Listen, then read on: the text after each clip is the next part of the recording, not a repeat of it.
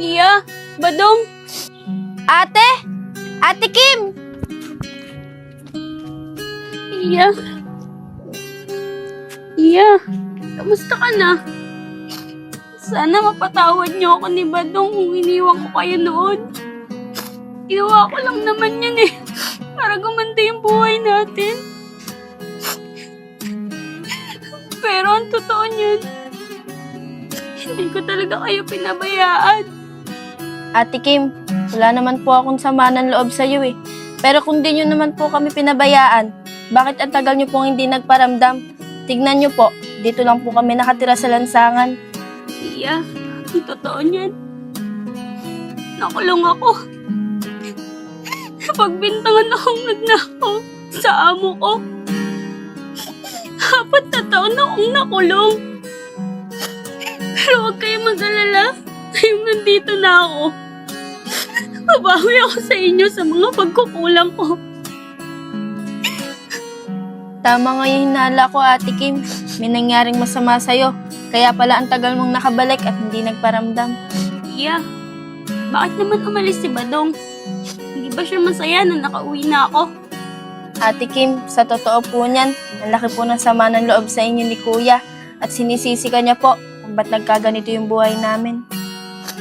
Kaya pala umalis si Badong kasi galit pala siya sa akin.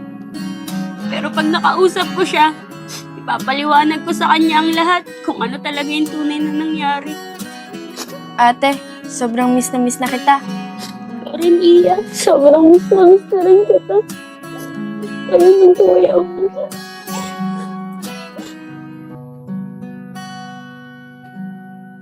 Iya, kaya natin nahanapin yung kuya mo. Magdamag na tayo naghahanap kagabi pero hindi natin siya makita. Ate, try kaya natin pumunta sa tulay. Kasi nung mga panahong nangangalakal pa kami, gusto niya kami tumira doon kasi maaliwalas doon. Sige iya, antayin lang natin yung service natin. Sige po.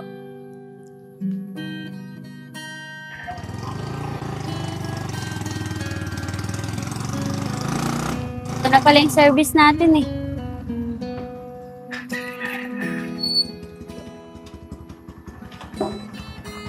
Madam, saan po tayo? Kuya, balik po tayo dun sa may tulay. Sige po.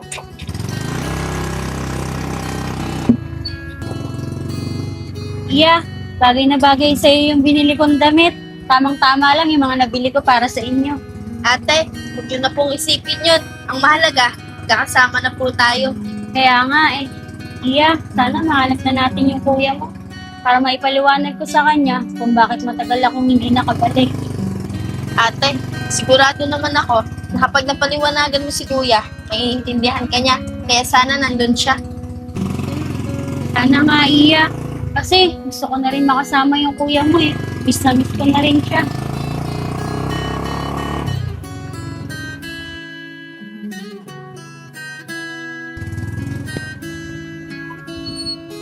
Iya, sana nandito si Badong para makasama na natin siya.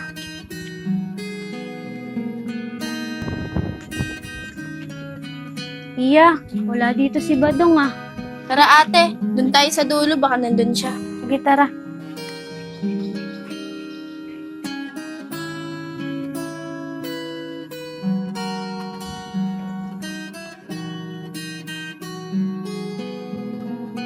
Ate, wala dito si Kuya. Saan kaya natin siya hanapin? Ate, punta tayo sa Tayuman. Doon po kasi kami tumatambay pagtas naming mga lakal. Baka po sakaling nandun siya. Ah, ganun ba iya? Sige, tara, puntahan na agad natin. Tara.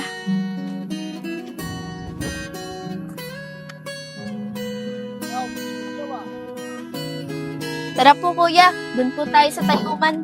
Sige po.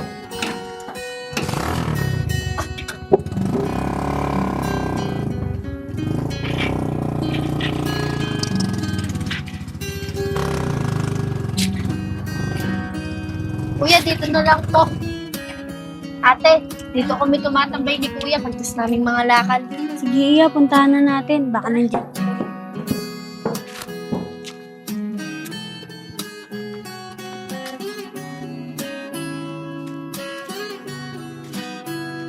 Ate, wala rito si Kuya.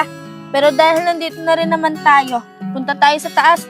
Baka sakali nandun si kuya. Sige, tara. Tara.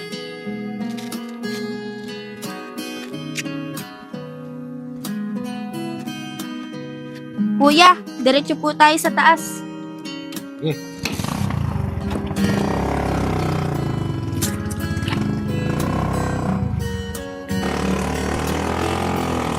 Ate, ay si Kuya.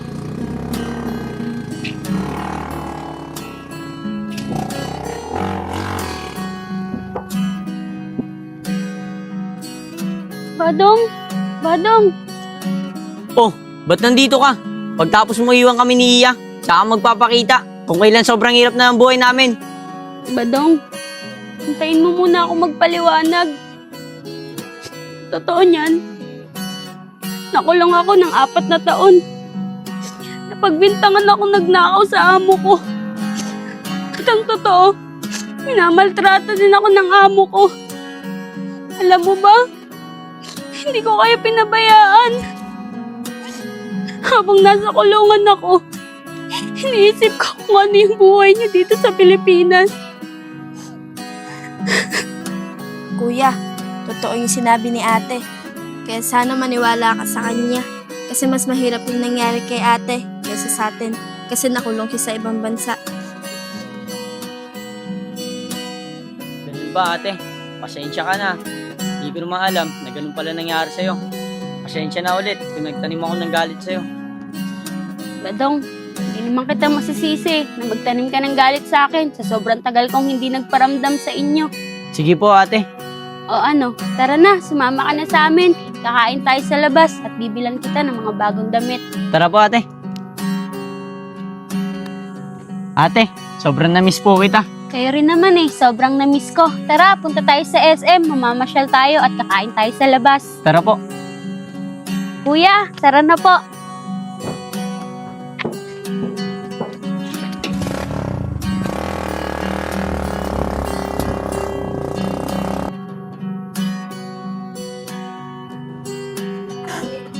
Tara, dun tayo sa taas. Hanap muna tayo ng makakainan.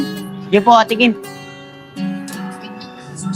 Iyo, magagamit mo yan sa darating na pasukan. Salamat po, Ate Kim. Tara, kumain na muna tayo bago tayo mamili ng mga damit niya ni Badong. Sige po, tara. Tara, kumain na tayo. Ate Kim, salamat po ah. Ngayon lang po ulit ako makain nito. Nakababodong, kahit araw-araw tayong kumain nito. Sige po ate Kim. Pray na po muna tayo.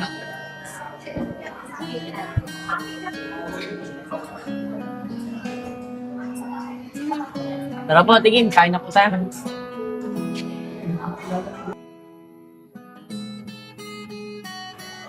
Ano, nabusog ba kayo? Opo ate Kim, nabusog po ako.